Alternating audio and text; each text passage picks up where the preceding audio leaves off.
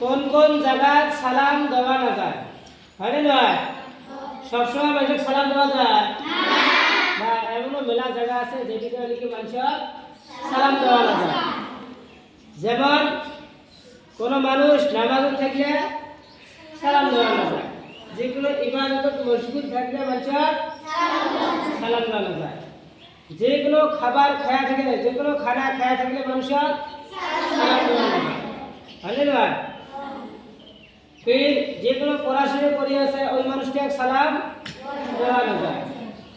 পেশাব বা পায়খানা যেগুলো মানুষ লাগিয়ে আছে ওই জায়গাটা সালাম দেওয়া না যায়। তো কতগুলো মানুষ বেহুশ হয়ে গেলে ওই মানুষকে কি করা যায়? সালাম দেওয়া না যায়।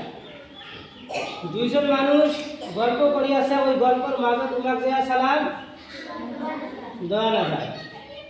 কিন্তু হাদিসে যাচ্ছে আসসালামু ক্বাবলাল কালাম, আসসালামু ক্বাবলাল কালাম, যে সালাম দাও কথা কওয়ার আগে।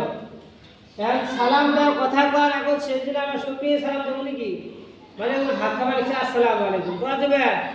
নামাজ পড়বে এসে আসসালামু আলাইকুম বলা যাবে?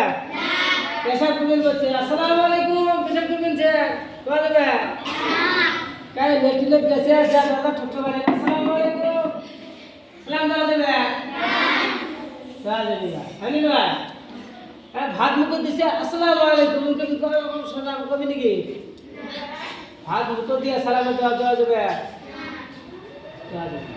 কিন্তু ওইরকম তিনি মানুষের সাথে কথা কওয়ার আগে সালাম দেওয়া কি সুন্নাত? সালাম দেওয়া কি সুন্নাত? আর সালামের জবাব দেওয়া ওয়াজিব। সালামের জবাব দেওয়া ওয়াজিব। হয়েছে।